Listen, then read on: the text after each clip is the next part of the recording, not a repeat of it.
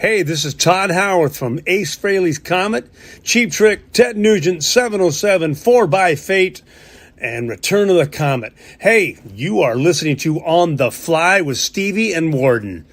Yep, that's what you're listening to, and you're listening to it all night long. And maybe during the day. Hell, I don't know. I'm not there. But take my word for it.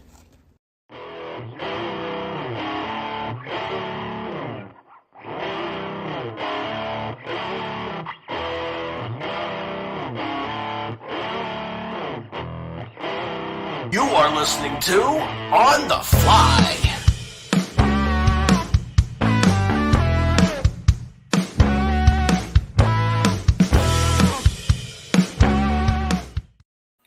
What's up, guys? Coming directly from the big metropolis in Alaska, North Carolina. It's On the Fly. We hadn't done a show in a while, and I figured what better opportunity than to get the show back on the road than to bring in somebody that I've wanted to bring in for a while. And we've had it scheduled for a couple of times, and somebody got sick here, somebody got sick there. But with me tonight, and he's an okay guy. He's my nephew, Mr. Jack Jones, and we're going to talk some Motley Crue tonight. Jack is what, 23 now? 22. 22. You're about to turn 23. That's about to turn 23. Yep. 23 in a couple months. And Jack, how long have you been a Motley Crue fan? Oh, an actual fan, I can say maybe 4 years. 4 years. So that's this is what I get kind of curious about it, because back in the day, like early 80s, 84 is when I became a Motley Crue fan. The first time I heard Shout at the Devil. And this is what I get curious about with these guys like Jack's age. And we'll get into that in just a second. But tonight we're going to talk about how he became a fan of Motley Crue. We're going to talk about Motley Crue's newest album, the EP Canceled. And we're going to get mine and Jack's top 10 Motley Crue songs, the top 10 favorite songs in no specific order. But I'll tell you what my favorite is up there too. The most favorite song from Motley Crue. I'll get into that with me. We're also going to rank the albums. There's 9 albums. And this wasn't that hard for me as far as what number 1 was up here, but I don't know how it is for Jack.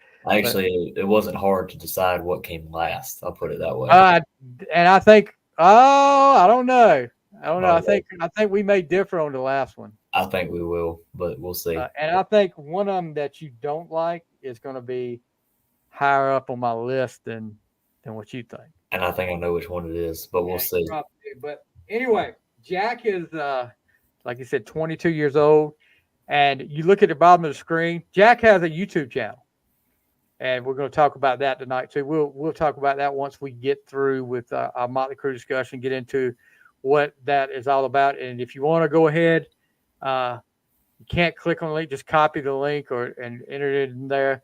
Give him a subscribe to him, give him a follow up there on his YouTube channel. I promise you it'll be worth your while. So you became a Motley Crue fan about 4 years ago. Mm-hmm. How?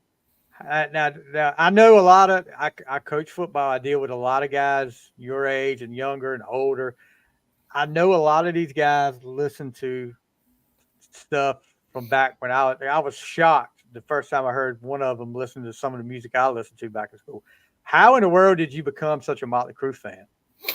Well, going back to the early days, my mom constantly played rock music in the car, which exposed me to it in the first place. And I specifically remember her telling me that I used to call Girls, Girls, Girls the motorcycle song.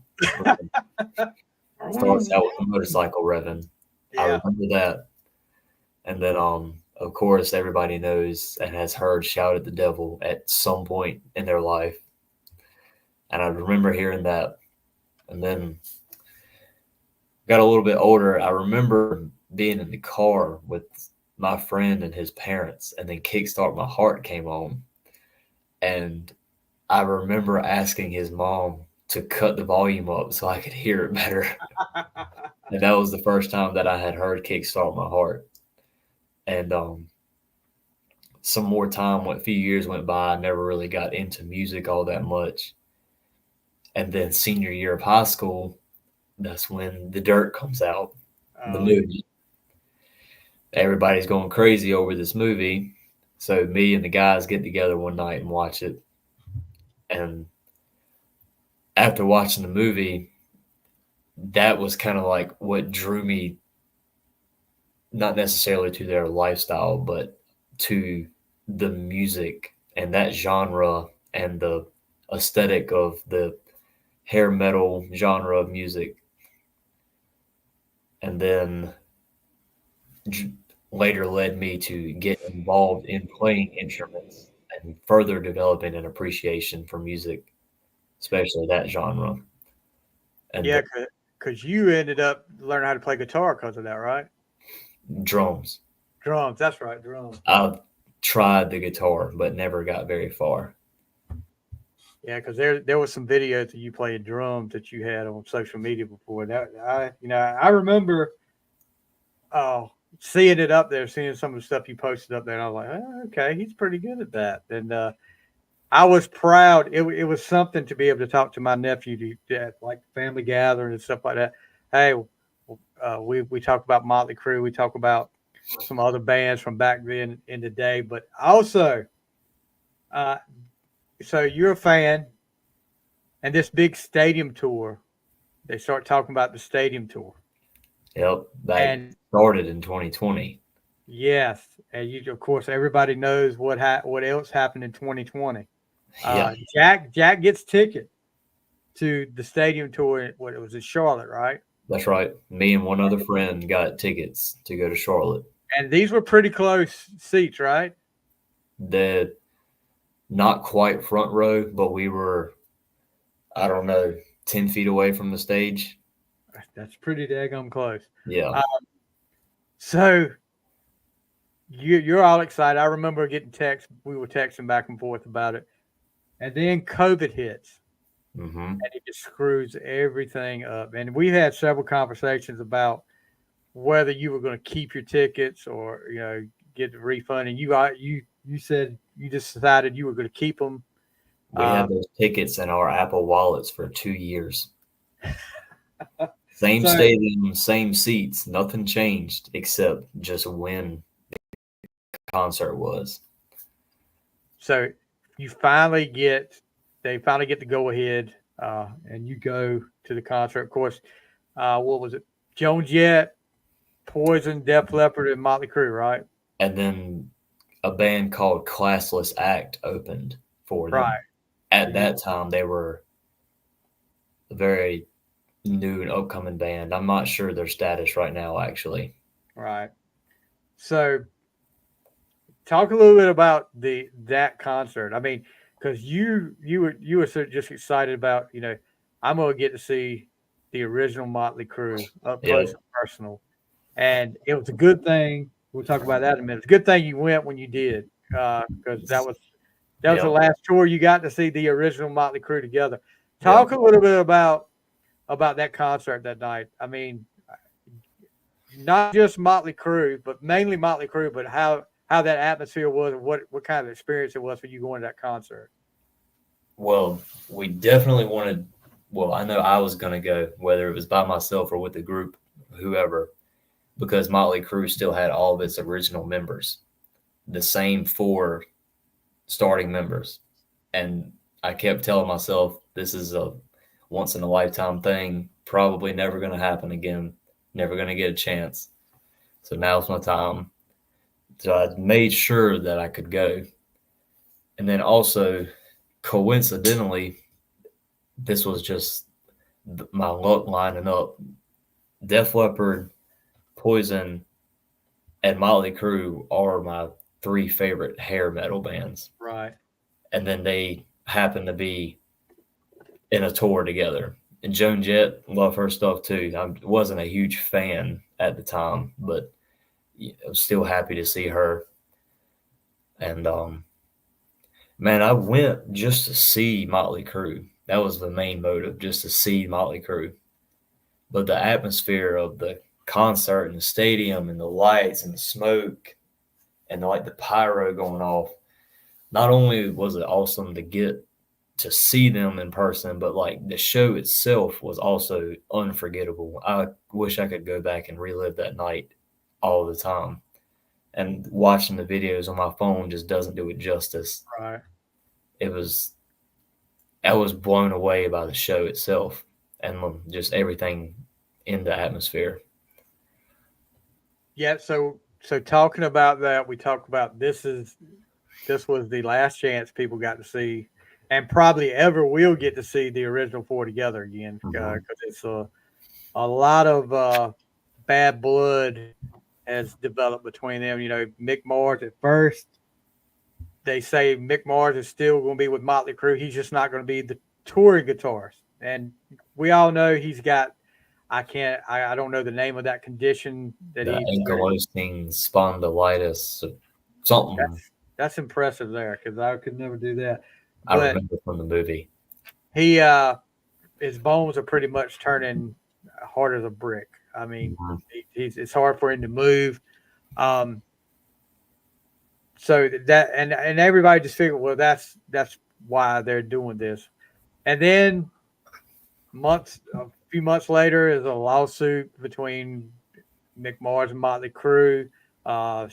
They're talking about he couldn't play worth a darn. He was missing notes. He was playing the wrong note. He was missing break, stuff like that. So they're saying, they start saying, we're going to keep on going.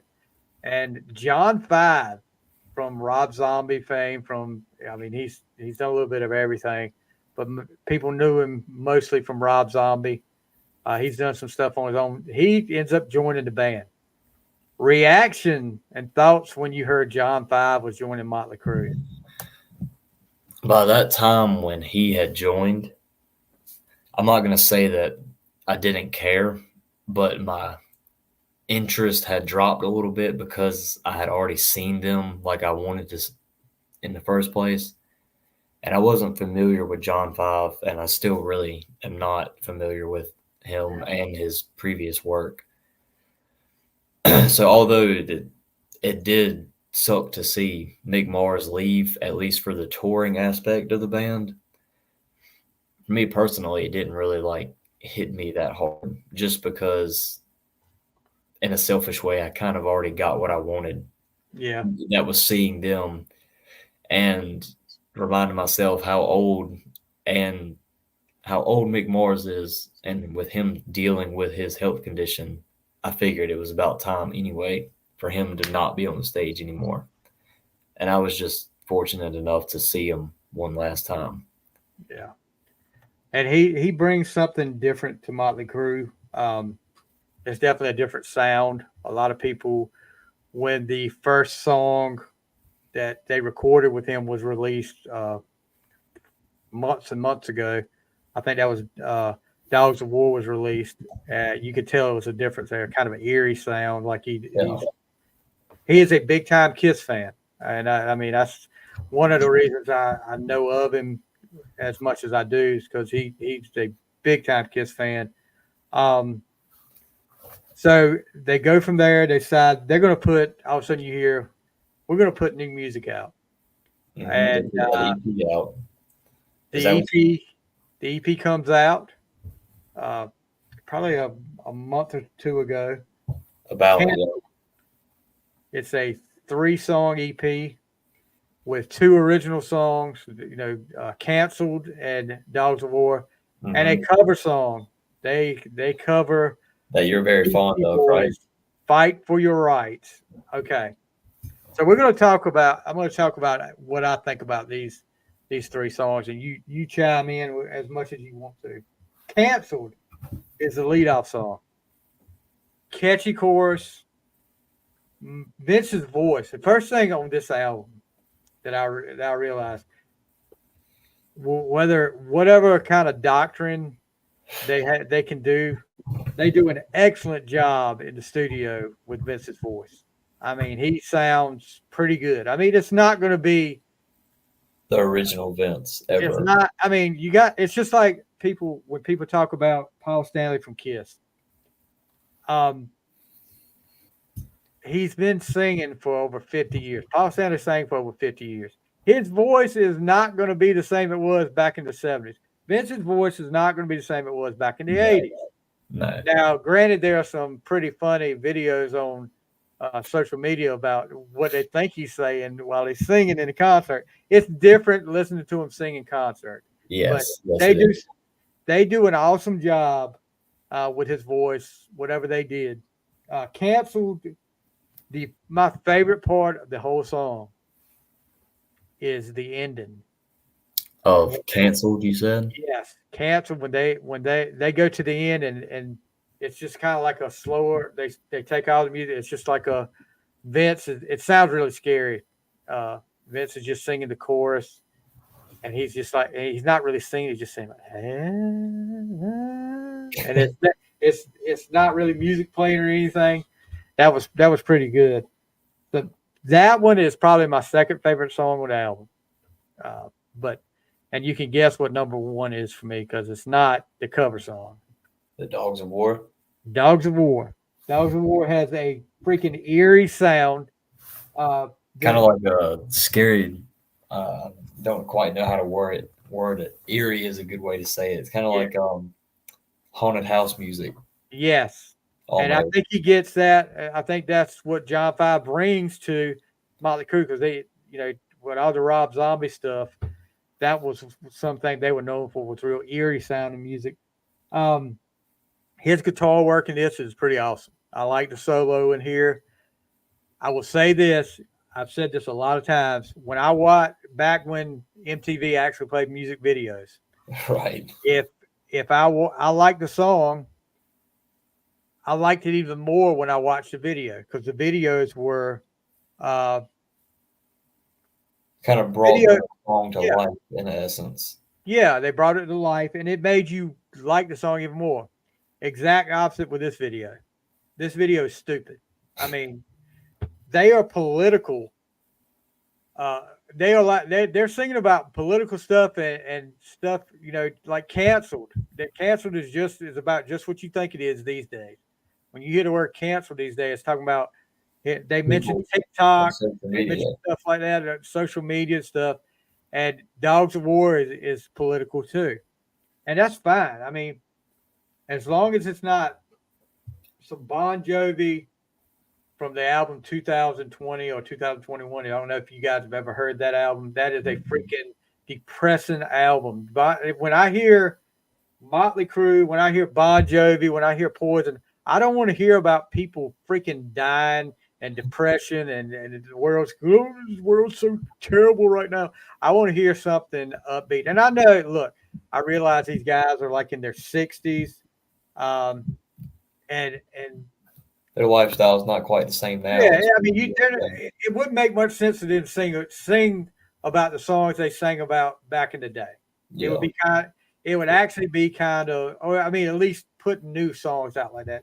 It would actually, it would actually be kind of strange for them to be singing about stuff like this.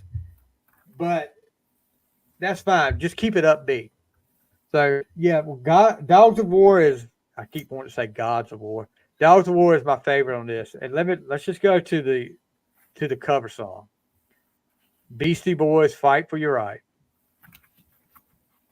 I don't know what it is from the start of it when Vince starts talking about, hey, 6, Tommy, 5, let's make some noise. I'm like, as soon as I heard that, I was like, oh my God. And when you know it's about to be bad. Do what? Hey, yeah, I knew it was going to be bad then. It was about to be bad. It started off bad, and I was not wrong. In my opinion, it is terrible.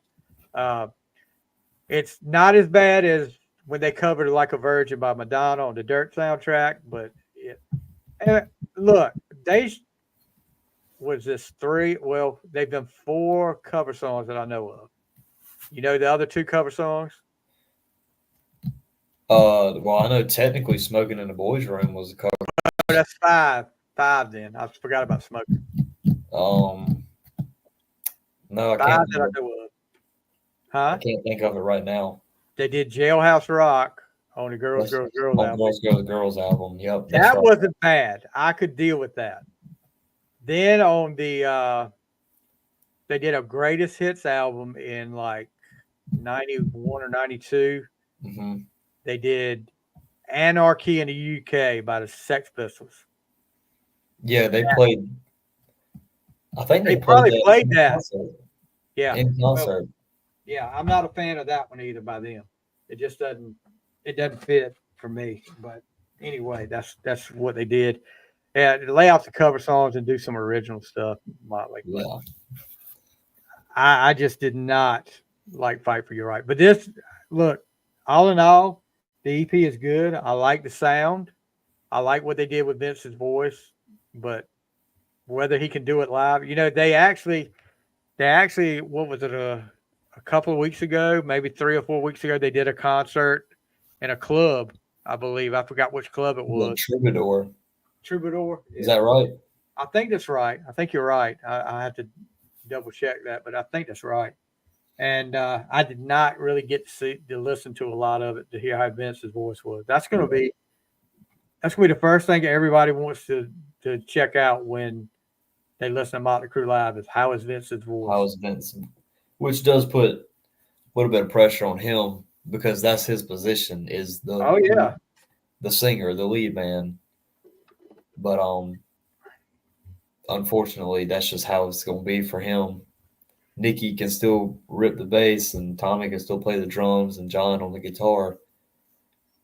Not saying maybe not exactly like they could years ago, but age and time isn't getting to them the same that it is with what Vince has to do singing. the only one I can compare it to as far as wearing you down. I mean, you think about it. He's not only singing every concert, he's got to do the talking. And the only one I could see where it would be like his voice wearing out, but Tommy Lee playing the drums, Mm-hmm. what it can do to your arms and your hands. I know a lot of guys get that stuff with their elbows with drummers that'll if they play it too much or they play it too hard. And Tommy Lee is definitely one of them that plays all out. He doesn't hold anything back. Well, interesting little story about that was in their stadium tour in 2022 is when they actually played. I believe it was 2 or 3 concerts before the concert that I went to. Tommy had an onstage accident and fell and broke some ribs. And then after that, he was, if I'm remembering right, it's as if he played maybe half the show, or he Yeah, would play that's right. certain songs, and then for the remainder, he had a fill in. And of course, I was devastated by that, hearing that. But I got super lucky because at the Charlotte concert that I was at, that was his first show back where he played the full show. He didn't take any breaks or have to miss anything or get changed out for a replacement.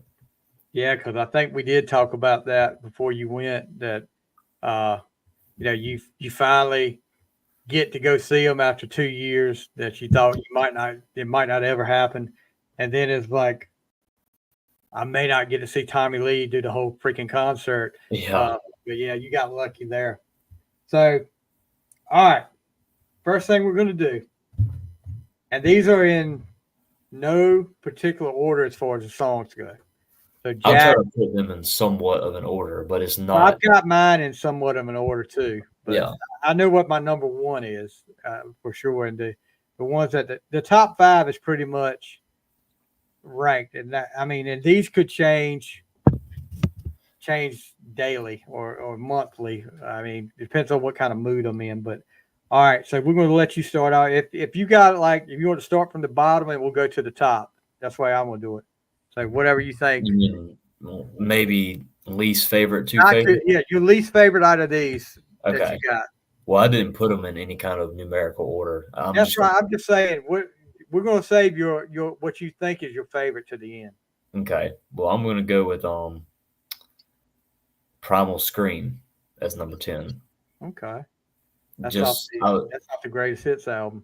that album, different stuff, but this song stuck out to me, and it is one of their more popular off that album. And it just has a different sound, but this kind of drew me in a little bit, and I do like this one. Let me ask you something. You talk about that greatest hits album. Mm-hmm. I don't know if you've ever listened to that. Have you ever heard that song they did on there called Angela? Angela, yep. You Okay. know where the first place I heard it was? Where? On the show The Office. I remember hearing it on there. I forgot about that. Because I heard it and I was like, why does that sound like Vince Neil? Like, I gotta like check into this. And I looked it up, and Motley Crue has a song called Angela. I remember when that came out, that greatest hits album came out, because I bought it. Jack's probably too young, way too young to remember. I bought it on cassette. And yeah, I remember seeing Angela up there. I was like, what the heck is this now? Because they had like 4 originals on it. And then they did a remix of Home Sweet Home, which doesn't match the original, but we'll get into that. All right, so mine, if the least favorite of my top 10, which is all these songs are great. Don't Go Away Mad. That is a good one. Dr. Feelgood album, which was when that came out. Gosh, I wish kids like you and Mallory, my daughter, could go back to the excitement of having to wait for an album to come out, like on cassette or CD, and then having to go to the store to get it. Because it was, I remember when that Dr. Feelgood came out, the first video comes out before the album comes out. Dr. Feelgood, the song comes out, the video. We're like, holy crap. And then you have to sit there and wait. You couldn't just go to your phone and go, oh, I'll pull it up here. But yeah, there was something about it. And then holding the physical copy in your hand is so freaking great too. But yeah, Don't Go Away Mad. It's kind of a ballad, but a little upbeat ballad. And everybody always uses this as the song that was like, they're not saying it was written about that, but they use it. Oh, it's kind of ironic that they say "Don't Go Away Mad, Just Go Away," and then shortly after that, Vince was out of the band. But the video is pretty good. So yeah, "Don't Go Away Mad" is I guess my least favorite out of my top 10. So go to your next one. I'm not saying that they're bad songs. They're just the least. No, they're not bad. They're just on my top. If I had 10 songs, this would be the least favorite of my 10 songs right here. Yeah. All right, your next one. I'm gonna say number 9, Saints of Los Angeles. The song. Okay. Again, different kind of album, but this one particular song drew me in. I just like the intro, the slow built up intro to the hard, heavy bass hitting. Oh, yeah. And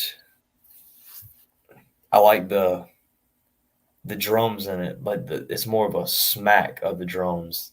I don't quite know how to explain it. But yeah, that's gonna be my number 9. Okay. You know, that album, some people don't realize, but that pretty much tells the story of Motley Crue from start to finish. I mean, you look at and they come out and said that was like what you call a concept album. It tells the story from the first song to the last, how they finished, from how they started to how they finished. And I thought that was pretty interesting. That actually got me to listen to the album more than I actually did. But yeah, Saints is a good song, but not on my list. Not on my list. All right. Okay. So number 9 for me is, you talked about this one earlier. And this is probably sacrilegious to some Motley Crue fans for me to have it this low. Kickstart My Heart is like number 9. Yeah. Okay. Now, I guess some songs with me get played so freaking much they leave me with fatigue. Okay. And I guess that would probably, and it'll make no sense with the ones that I have later. Some that I have up on the list higher, because that gets played like every time. But Kickstart is one of them for me. But I mean, the way they start off with that with Mick Mars doing the guitar sound Imitating like the an airship. motorcycle. Yeah, and I mean it's freaking awesome. It is an awesome song, and you hear it at probably every sporting event in the country or And a around lot the of world. movies, a lot of TV shows have it in their soundtrack. Yeah, it's freaking. It is an awesome song, but another Dr. Feelgood song too. I mean that Dr. Feelgood is probably well represented in my list up here. Yeah. Well, maybe we'll see. Uh, but yeah, that would be my number 9 right now. Was Kickstart My Heart. Okay, that's fair. My I'm gonna say number 8. I'm gonna give it to I'm gonna actually give this one to Girls, Girls, Girls, because although the song is super popular, the lyrics are just kind of basic to me. So like, but the riffs and the song itself is super popular, and I get that. So I'm gonna place it at number 8, just because I don't know. Well, I mean, it's all in what you like, dude. It's all Yeah. in what you like. And Girls, Girls, Girls is look. I can remember. This is stupid of my part. Back in the day, you didn't have all you had to find out about stuff was magazines. There was 2 magazines that I really tried to buy every month. There was one called Circus and one called Hit Parader, and that would cover that kind of music, Motley Crue and all that. And before Girls, Girls, Girls came out, they kept talking about it, and they kept talking about Elvis, and when they were talking about it, but there was also a Elvis song called "Girls, Girls, Girls." I was like, to be sure, they're not covering an Elvis song, "Girls, Girls, Girls." But little do we know, on "Girls, Girls, Girls," they covered Jailhouse Rock. Yeah, it's rock. Just So they another did song. do an Elvis song, but yeah, "Girls, Girls, Girls" was like Motley Crue. Let me see how do you put it? There's some filler song on that album. I mean, that song, I remember when that album came out, and back in the day when you bought it, you played the heck out of it from start to finish. You knew every song because you wanted to get your money's worth out of it. You couldn't just get the one song, but there was some good songs on Girls, Girls, Girls, the album. But that is definitely an iconic Motley Crue song right there. People, like you said, the motorcycle song. Yeah. Yeah. So, but yeah, that's good. Okay, I got you. So my number 8, and not the first song I ever, but off the first album I ever heard by Motley Crue. I'll Shout at the Devil. Too Young to Fall in Love. Okay.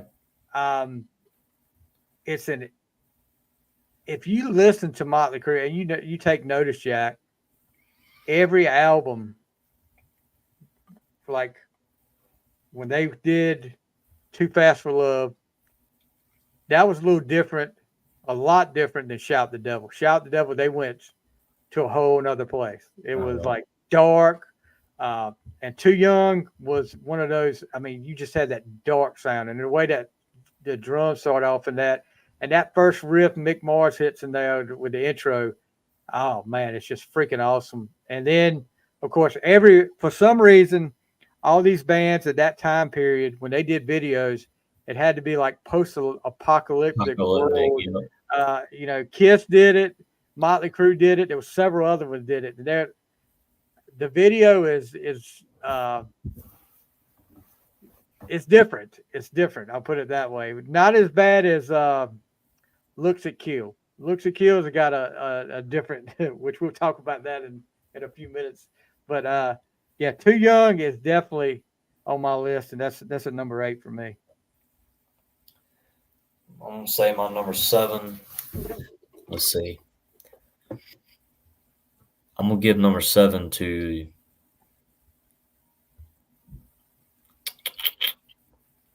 I'm stuck a little bit. I'm gonna give it to Looks That Kill. Okay. Again, very iconic song. I feel like another one of their well-known songs. Great song. And the riffs in it are kind of, with the exception of the solo, the riffs in it are kind of basic to me, and so is the drums in it. That's why I'm placing it at 7. Okay. Okay. That'll probably come up later with me. I'll talk about it a little bit more then. And this is probably going. My list is probably going to make some Motley Crue people like, what the heck is he talking about? So number 7 for me is we talked about the album earlier, and it's the self-titled song off the album, Dr. Feelgood. Mm-hmm. Man, that song, I think that album come out the summer of 89. 89. Yeah, summer of 89. And that was like where you wore a tape out. You guys don't know what you had to worry about with a tape back in the day. If it got tangled up in the freaking tape player, your life was over.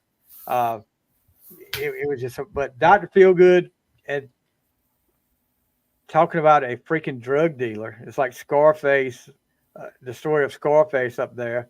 Rat Tail Jimmy. I don't know where they got that from. Rat Tail Jimmy is a secondhand hood.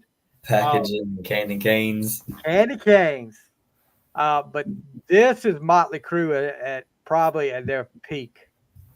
They were supposedly, and I mean, I guess they were. They say they were, and people say they were. They were totally drug free, totally sober. It just shows what they could do, because that album is almost a perfect album for me. Yeah, that'll come up again later. Yeah, but Dr. Feelgood, the video was awesome. Made the song even that much better. But hearing Mick Mars do the voice in the middle of "Come Pray with Dr. Feelgood," yeah, pretty awesome. But yeah, Dr. Feelgood is my number 7. Okay. I'm actually going to give number 6. Number 6 will be my Dr. Feelgood. Okay. And pretty much what you said, pretty much on that. So I'm going to place that at my number 6. Okay. All right, number 6 for me. You talked about this earlier. You wanted the lady you were riding the car with to turn it up a little bit louder. We're talking about Wild Side. No, I said Kickstart My Heart. Oh, you talking about Kickstart. Okay, that's right. I'm sorry. Wild Side is my number 6. This is another off Girls. Mm-hmm. Talked about Girls earlier. Famously known in the video for Tommy Lee doing the upside down drums like he did on that tour. Yeah, Wild Side, and that's another one that you hear at a lot of sporting events. That intro when Mick Mars does that guitar intro,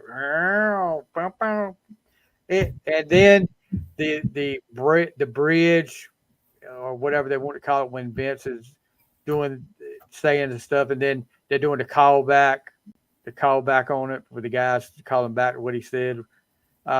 It's an awesome song. Wild Side is my number 6. It's fair. Very good song. Let's see, my number 5. Number 5, I'm going to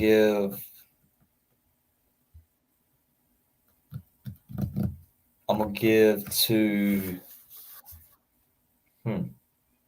Tough. It's tough. Let me make sure I have. Yeah, I have my 10. Number 5, I'm gonna give to Live Wire. Live Wire. From the first album. Too Fast for Love. Too Fast for Love. And I'm giving it 5 just because I really do appreciate the riffs in it. I like the heaviness that they tried to put on it. And that song, of course, in the movie, it was a scene in the movie where they played that. That was kind of one of the things that really opened my eyes to music and Motley Crue, and like how you can make music like that. Yeah. Okay. So Live Wire, I remember because I think, like I said, the first album I heard, what got me hooked on Motley Crue was Shout at the Devil. And then I went backwards with I think for Christmas, and my mom and my dad, they were very supportive of all the music I listened to. Being a Kiss fan since I was 5. When I go around singing some of the stuff that were in Kiss songs as a 7 or 8-year-old, yeah, that could be troublesome for somebody to hear that coming up. But yeah, the Motley Crue stuff. I got Too Fast for Love for Christmas one year on cassette, and I just remember listening to it, and I was like, "This is so different from Shout, but it's so freaking good." I mean that album doesn't get talked about enough with some of the Motley Crue albums. Everybody talks about Feel Good. Everybody talks about Shout. Some people like it's almost like it's just forgotten. Yeah, but that's what launched Motley Crue. That got Motley Crue out there, and I think it's getting a lot more credit now than it had been. So number 5 for me. You're gonna love this. This is okay. So after Dr. Feelgood, they do the greatest hits album, the original song off that. Then everything goes to crap with Vince. There's a question of whether he leaves the band, he quit, or whether he got fired. It depends on who you talk to. I think they still say Vince says he quit, and the rest of them say he was fired. So Motley Crue is without a lead singer, and all of a sudden, this guy you never heard of from the Scream, John Sarabi, comes into the picture. Not really sure what to think of. And I remember watching MTV, and the first song they put out from the self-titled Motley Crue album, Hooligan's Holiday. No, yeah, I've heard you talk about this song to me before. This is my number 5 because it was so different. And to hear Sarabi's leading off the song, just no music, and he starts singing, and then all of a sudden you hear Tommy Lee's drums, and it sounds like thunder drums come in, and then they kick very heavy intro on the drum. And then they kick it in, and I just love this song. I mean, I've loved it from day one. I was like, this is going to be kick-ass. And a lot of people hate that album. I will say this, and I'll say it to anybody. I've said it several times. That album, if those 4 guys had put that album out under another name of another group, that album would have been a big-time hit. But what about if Vince did the vocals? The fact that it was not, didn't sound like Vince, didn't sound like Motley Crue, everybody gives it crap. It is a great album. Misunderstood. There's a song up there called Misunderstood.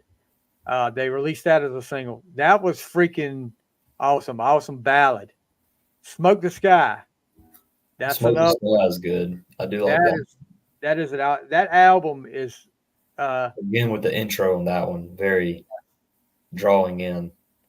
And Sarabi gets blamed a lot for Motley Crue for that album not doing well. But like I said, if they put it out under another name, it would have sold. It would sold like crazy. But yeah, Hooligan's Holiday is my number 5. So you're at number 4. Yep, and I'm getting on down there. Let's see. Number 4, I'm gonna go with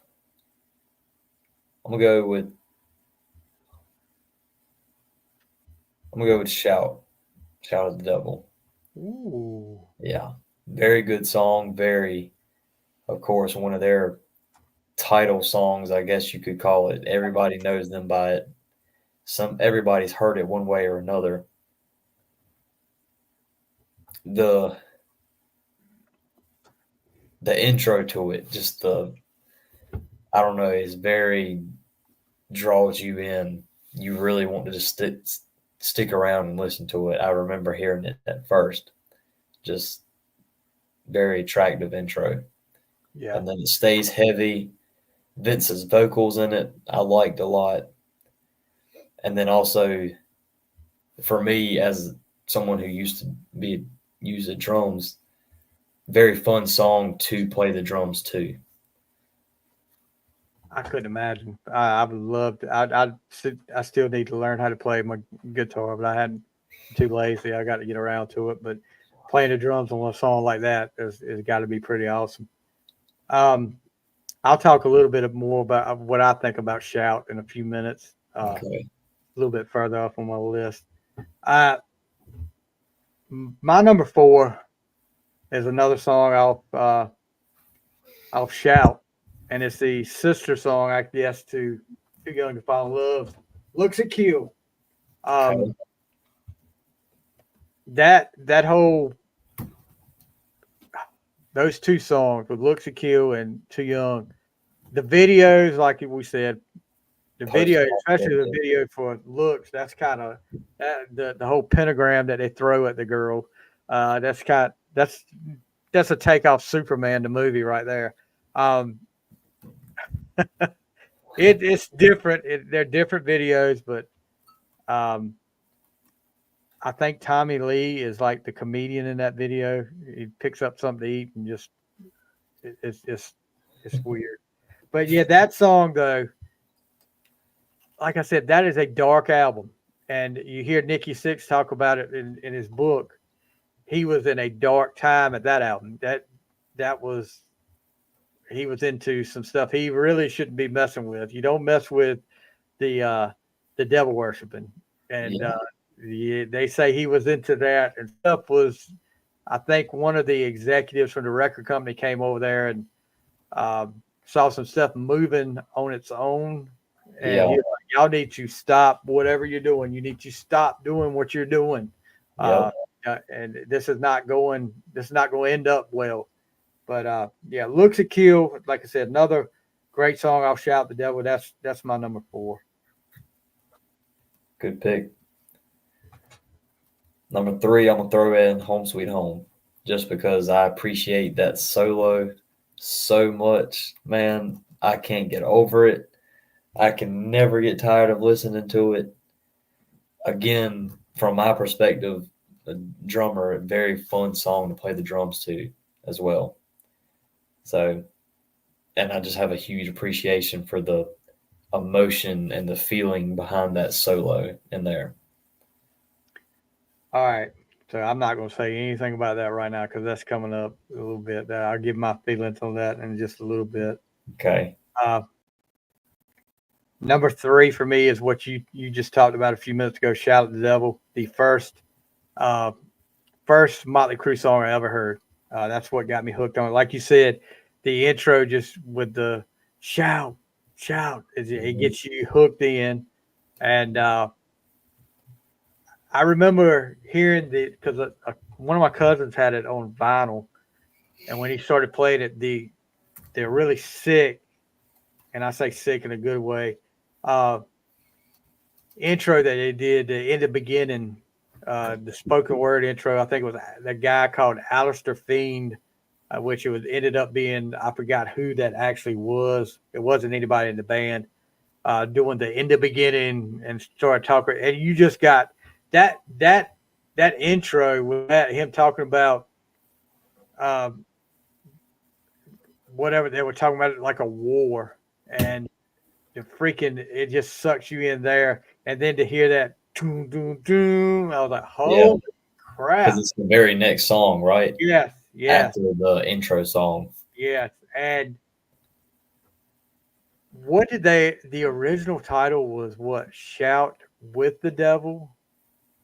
And I think that's what they had it. And just like I said earlier about them doing the whole devil worshiping. I don't think it was the whole band. I think it was more Nikki doing it. Shout with the Devil, I think was the name. I may be wrong on that, but the record company said, "Oh no, you can't do that. You got to change it to Shout at the Devil. We can't have that." Too much speculation behind that for them. I mean, it was already bad enough when with the Tipper Gore, the PMRC, that would not have gone well. But yeah, Shout at the Devil, like one of the iconic Motley Crue songs. That's my number 3. Okay. My number 2 is going to be Wild Side. I love that song. I love the guitar riffs. I love the drums. Again, actually, this would be my favorite song to drum to. I probably have gone with this one the most. Very fast-paced. The mixed guitar in it, very, very attractive, very drawing. I don't know. It's just always been one of my favorites. Yeah, definitely a good pick. Wild Side. And like I said, guys, nothing is wrong with any of these 10 songs. If I've got them lower on my list, still great song. I still love these songs, but just like some of them a little bit better. So number 2 for me, off Too Fast for Love, Take Me to the Top. Okay. Oh my gosh. And I guess I've come to appreciate that first album a little bit more. Like I said, it got forgotten, but there's some great songs on that album. Starry Eyes. One of my other songs that could have made this list was Merry-Go-Round. But Take Me to the Top. Take Me to the Top. And then at the end, when Vince does the whole Take Me to the Top, then Move Me On. The ending to that song ending is so freaking awesome. Like almost brings chills to you. Yeah. When you're listening to it. This song, if you'd have asked me probably 10 years ago, this song wouldn't have made my list, but I've come to appreciate that album a lot more. So Take Me to the Top is my number 2. Very fair. Good pick. All right. And then I'm going to give you a guess at what number 1 is. Feel Good? I've already said Feel Good. Oh, that's right. You did. It's Kickstart My Heart. The most basic answer I know. But I just can never get tired of that song. I can never not feel excited when I hear it. The intro with Mick Mars imitating the motorcycle, the riffs, the drum patterns, the bridge, the guitar. The guitar and the drum solo at the end of the. I don't know. It's one of those things that I can't grow tired of. So basic of an answer, I know. Every 12-year-old boy's answer. Look, people on some of these shows that want to give you these off the wall, deep cut songs that they love by groups. And there's nothing wrong with that. If that's what you like, it's all in what you like. And that song, just because it gets played a lot, just because you like it, there's nothing wrong with that. People, it's all in what you like. There's no wrong answers here. Because my number 1 has probably been played. If Kickstart My Heart and this song are probably neck and neck with most played Motley Crue songs. I would have to see which ones were most streamed. Home Sweet Home. That's your number 1? This is my number 1. And let me tell you, the first time I heard it, I was like, holy crap. And people can say what they want. I won't say this was the first power ballad, but what I think Theater comes out at 85. That sounds right. This started every band like Motley Crue. You look at it, every band in that era had to have a ballad on their album after this. Mm-hmm. There was a formula for how they made an album after that. It was like, okay, most of the time you let off with 2 upbeat songs on the album. Then the third song was a ballad. Some bands even did 2 ballads on an album. That's when they got really greedy. They wanted to do 2 ballads because the freaking ballad started look at another one that could be Without You from Dr. Feelgood. Mm-hmm. Ballads were hitting the charts, and I was going to ask you about an album in particular to see if you agreed with. What's that? Bon Jovi's "I'll Be There for You." Oh yeah, good Lord, dude. Yeah. I mean, these were like. And then I was going to say, of course, Poison's "Every Rose Has Its Thorn." Poison. A lot of people don't like that song for some reason. I love that song. I'm a sucker. I'm a sucker for a ballad. I mean, there's nothing wrong with a ballad. Like another one people give crap. It was another Poison ballad from the album before that. We look where the cat dragged in. I Won't Forget You. That was a great. Mm-hmm. But if you look at it, the Home Sweet Home video is probably one of the best videos out there. Okay, we got a comment coming here.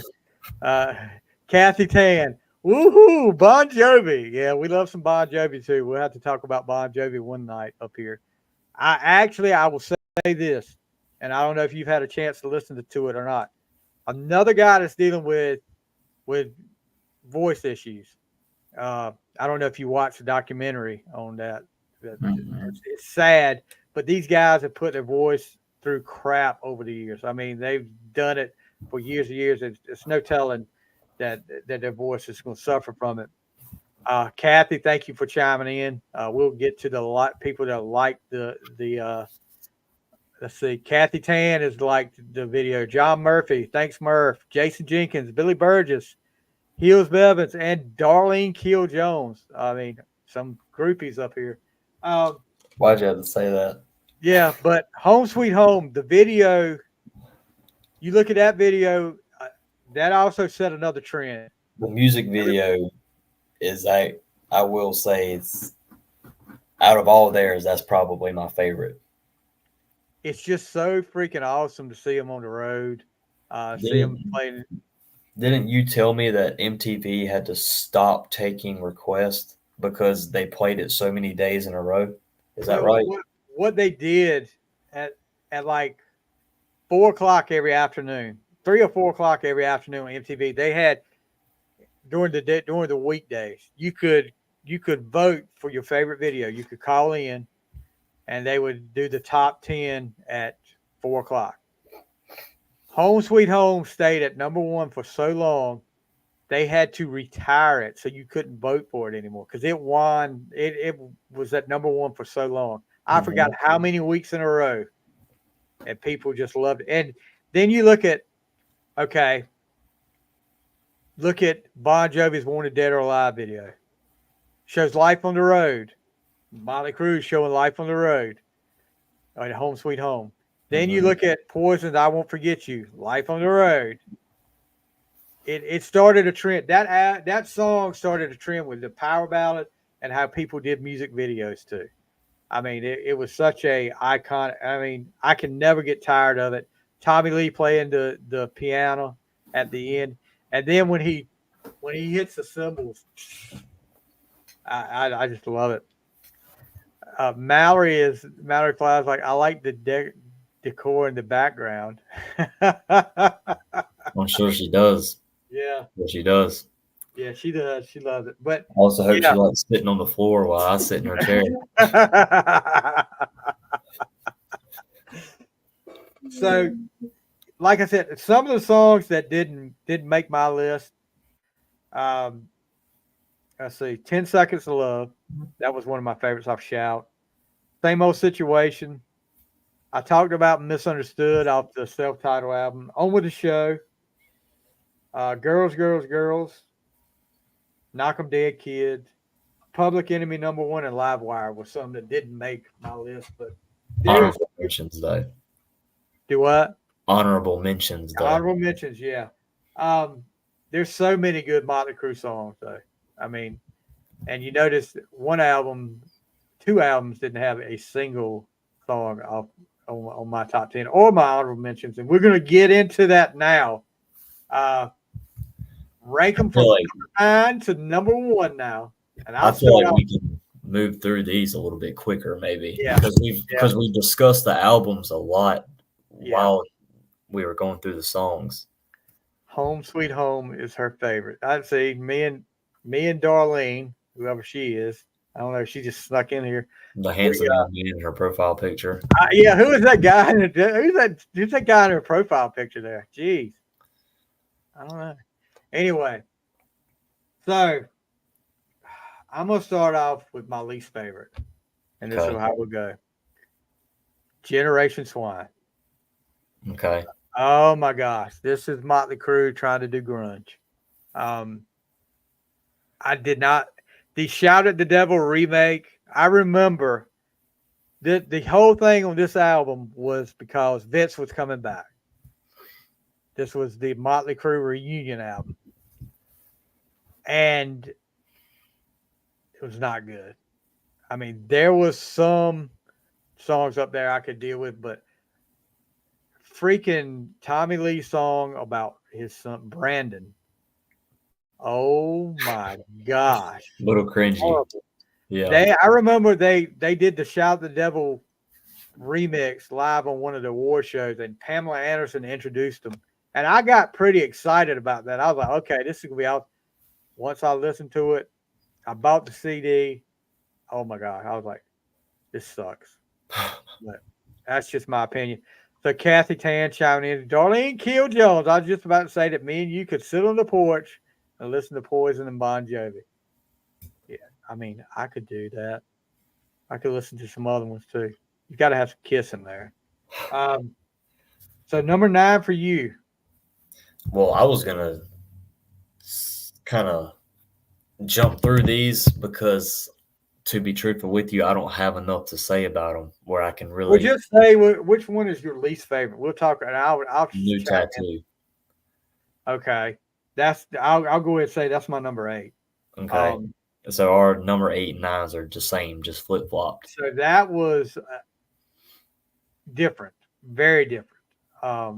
I don't know enough about those albums to even speak on them because I have not listened to them.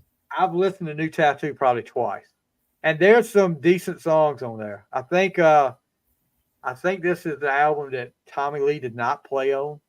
They had Randy Castillo, the late great Randy Castillo, on drums. A lot of people don't know who he is, but he was actually Ozzy Osbourne's drummer, but and for a while, and then I forgot what happened to him. He had, I don't know if it was cancer or heart problems that he had that he ended up passing away from, but he does a good job on the drums, but New Tattoo is just not. It's just not Motley Crue for those 2 albums. Yeah, well, I mean, it wasn't Motley Crue, but it was something different. But I mean, people can say about the self-titled album was not Motley Crue either, but I enjoyed that. But this one was. Where do you think that falls on my list? Yeah, number 7. Number 7 for the self-titled for Motley Crue. Okay. I did like Hooligan's Holiday and you said it earlier. Smoke the Sky. Yeah. That's why I didn't place that at 8 or 9. Okay. So number 7 for me, and you'll probably won't like this. Saints of Los Angeles. Okay. There was some okay. So, and I like the whole idea of they did the album from start to finish about how they started and how they were at the time. We're close on those. That's my number 6. Okay. Just because I didn't really have that many.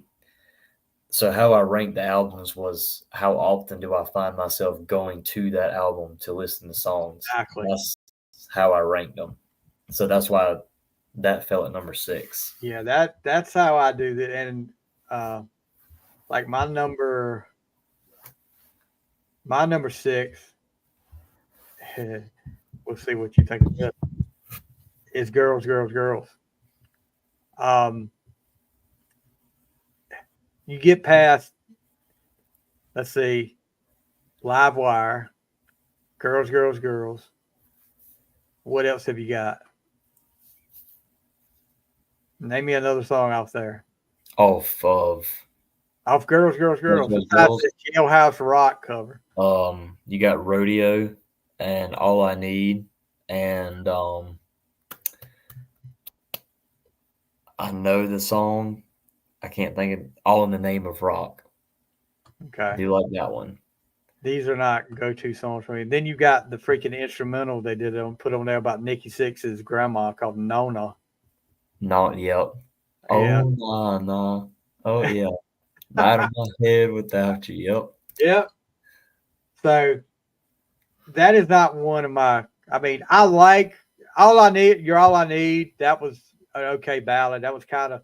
I remember MTV wouldn't play that video during the day because of the what it was about a guy killing his girlfriend. Uh, so they said that was, but yet they would play some of the other crap up there. Yeah. Other kind. I'm gonna say other kinds of music that they would play that would dealt with stupid crap. But anyway, So yeah, what's next after? My number 5 was Too Fast for Love. Okay. Because I ranked them on how often I find myself going to the albums Yeah. to listen, not just to one song in particular, but just going to the album. Well, my number 5 was the self-titled album, and like I said, I couldn't put it above the other 4 that, but it's still an underrated album that people should give a chance to. I mean, like you said, you like Smoke Sky, Misunderstood. There's Poison Apples is another good song up there that I like. Sarabi does a great job. That's a guy that a lot of people he doesn't get enough credit. He's a great singer and he's been around for a long time and he does a great job. I think he's with the I don't know if he's still with the Dead Daisies now. I saw them. They opened up for Kiss and Def Leppard when I went to see them in 2015 and they were really good. But yeah, so self-titled is my number 5. Number 4, I got Theater of Pain. I've got Theater at my number 4 too. Okay. I mean, you got Home Sweet Home, obviously. Great song. And I do like some of the other ones up there. The Louder Than Hell and I can think of the Tonight. We Need a Lover. Yep. And yeah, of course, Smoking in the Boys' Room, of course. So yeah. I want to know who played. There's a big thing about who played the harmonica in Smoking in the Boys' Room. I don't know if it was Vince. Some people say it was Vince, but I mean, there was a story about that. I can't remember the exact story, but they were. A lot of people get that song hell too. They don't like that song. But yeah. Smoking's okay with me. The video is pretty funny. You got some the bald-headed guy from Weird Science is in there as a principal. Smoking and like you said, Theater. I bought that. I remember being so excited about Theater coming out after, and like I said, how they changed from every album. I mean, you got Shout at the Devil where they wore black. They were dark, and I mean it was like a satanic and all this stuff. Then you go to Theater, they're glam. Vince is wearing purple and pink and white. And, it's just like I don't know. It's different with every. Then they got girls, and they're like a biker wearing biker stuff. Dr. Feelgood was just pretty much playing Motley Crue. They like glamish or whatever. But okay, yeah, Theater's my number 4 as well. Okay. Number 3, I got Girls, Girls, Girls. Because the few songs out there that are notable, I really, really like. That being Wild Side, Girls, Girls, Girls, All in the Name of, and All I Need. I just have an appreciation for it. I can't drop it lower than that. I got you. All right, my number 3, Too Fast for Love. Like I said, I've come to appreciate this album a little bit more over the years. And plus, I mean, when I'm dry, I'm taking my daughter to lunch, and all of a sudden she starts playing a song off "Too Fast for Love," and I'm like, "Holy crap, this is awesome!" But yeah, that, like I said, we talked about earlier. Some of the songs on there, "Merry Go Round" is one uh, that's pretty good. "On with the Show," if I mean, that's a, how do you put it? They talk about real life stuff and that, like Frankie died the other night. Some say it was suicide. We know how the story goes. And I remember hearing that the first time, and I was like, that whole album I listened to from start to finish after Christmas night, whatever year that was that I got it. And I was just like, this is they are freaking awesome. So number 3 for me is Too Fast. So we know who the 2 albums that are in both our top 2s. We just don't know what order they're in yet. I wonder if we're going to have the same order. My number 2 is Shout. Yep. Number 2, Shout. I don't feel like there's too much to say about it, just simply because it's a good album. I find myself listening to it a lot. Good songs on it, good riffs. Yeah. And we discussed that a lot earlier while we were talking about the songs. Yeah, and we both had a lot of Shout the Devil songs on our list. But yeah, that being the first album, what got me hooked on Motley Crue was it was pretty special, and I've got the vinyl. It was just one of those that launched me into that kind of music too. Kiss was always there, but I didn't really, at the time, I didn't really consider Kiss a part of this kind of music. Right. But that launched me into where I had to hear everything now. I mean, I went from one time you're scared to be listening to that kind of music at an age you were like, I don't want to listen to that kind of music. That launched me into people like Ozzy. I started listening to Ozzy more. I don't know. It just opened up a whole new world for me for music. So number 1, of course, Dr. Feelgood. Like I think I kind of gave it away earlier when I said this is almost a perfect album. Well, again, that's just the one that I find myself going to listen to the most between all of the songs, not just 1 or 2. Kickstart My Heart, Dr. Feelgood, Don't Go Away Mad, Sticky Sweet, Rattlesnake Shake. There's so many good songs. Yeah, I mean, you leaving off what really another ballad, Without You. That was a big hit for them.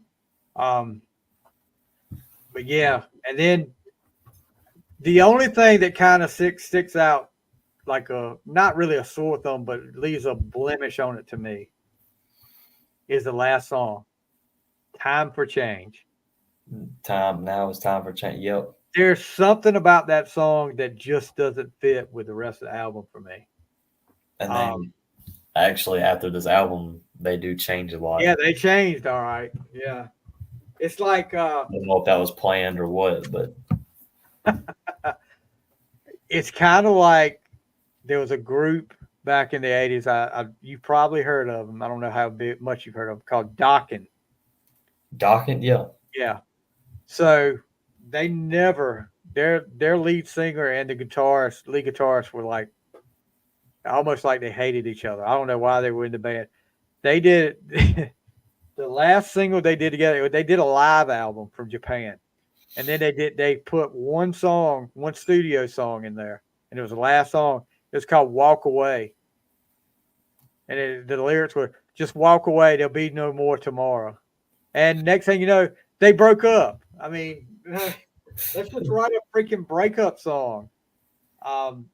Yeah, that was another group that was on the verge of being big time. I mean, they could have I don't know if they would have gotten to the Motley Crue, Bon Jovi level, but they could have got into the next level, like arena rock. But so that's going to do it for our Motley Crue discussion there. But So we've gone through 10 songs. We've gone through all 9 albums, the new album. But Motley Crue is definitely that would be in my top 10 artists of all time. Definitely. Probably in my top 5. And I'm probably getting ready to do an episode with another guest they want to do their top 10 artists. So we may have to bring Jack back on to do his top 10 artists of all time. I'm sure.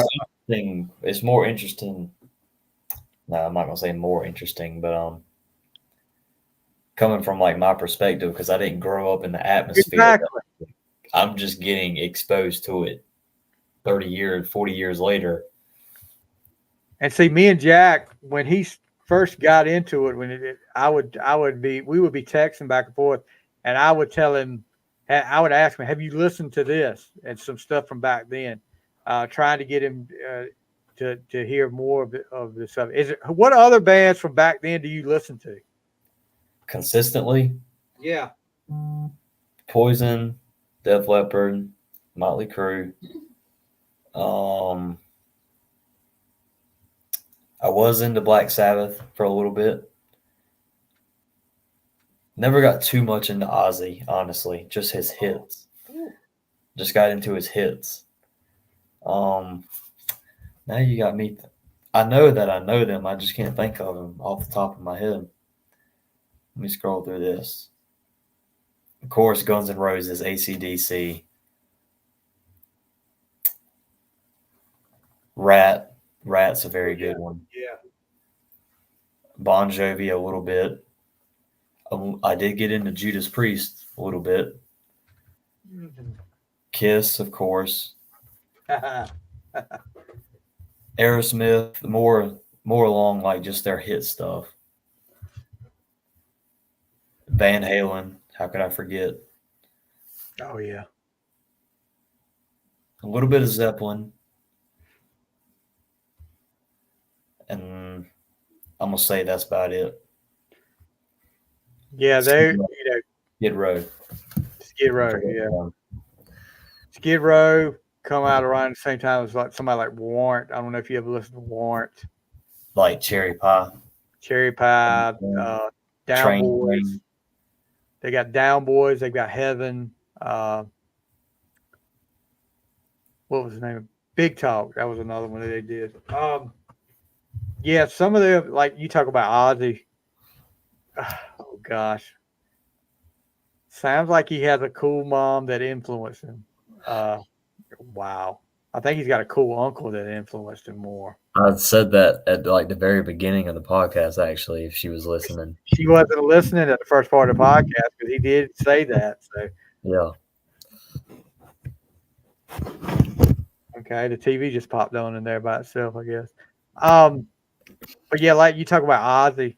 Ozzy's Ultimate Sin album was really the first album that I got into, and that has a bunch of good songs on there. Sabbath was kind of like, okay, I was into a little bit of that, but not much. And then Judas Priest I never could get into.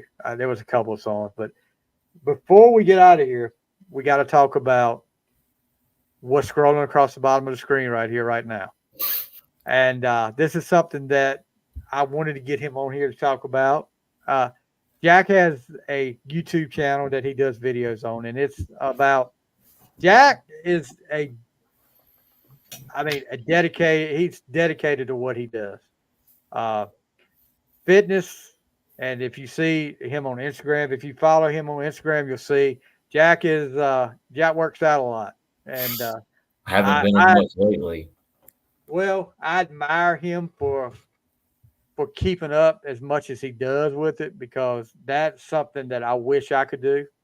But not only does he talk about fitness in there, he talks about his faith. And that's something that's important to me too. And that's something I'm very proud of him for not being scared to talk about his faith the way he does. So talk a little bit about getting this YouTube channel started. What made you want to get this YouTube channel started? And it's a very good idea. I mean, putting together two things like that, fitness and faith. Talk a little bit about that for us. Well, I've always liked posting on social media ever since I was first exposed to it. Oh yeah, the backflip stuff and the Yep, used to post the flipping videos. They've all been taken down now though, so don't try to look for them. But always like posting on social media. And then I got up starting, I guess it would be about a year ago now. Something was driving me to start social media, try to pursue it, try to get myself out there a little bit. So I invested in some camera gear, put some time and energy into it, and I wanted to start the channel for a few different reasons. And actually, there is a whole video that I posted explaining why I started the very good channel. video too. The first being spreading the word of God, and I wanted to do that because I know the difference He's made in my life and the way He's transformed me. So I guess I would feel selfish if I didn't try to spread that to others, and or maybe just do anything that I could. And somebody had asked me like before about how my videos don't get that many views that I post, like the scripture readings, and told them it's not about like 100,000 people seeing it. It's about like there might be one person that watches that one particular video that might need to hear that day. You never know. Or that one particular scripture reading, they might need to hear that. You never know. And that was a big reason. And then the other reason was, as for the fitness aspect, I wanted to post fitness content to show like I'm not huge. I'm not like insanely strong. I'm not super tall. I'm not really tan or whatever, however you want to say it. I'm not this perfect model that all these influencers online make themselves look like. Yep. And I would like to encourage, especially young men, like teenagers all the way up to like in their 20s. I would like to encourage them to get in the gym, even if that doesn't mean that they're the best or the biggest or the strongest or the tallest, whatever. I was trying to spread the influence that you can still do something, even if you're just not the best at everything, and trying to spread the confidence in that. Well, I'm gonna tell you guys. I'm not just saying it because he's my nephew. The videos are very well put together. He does a great job with it, and I was very proud of him for doing it. You don't find a lot of kids, especially his age, that speak that strongly about their faith in God as he does. And I mean, not that we're trying to push anything on anybody, but if you feel compelled to, just check him out, give him a subscribe. Go ahead and subscribe to his YouTube channel there, guys. I promise you will not be disappointed.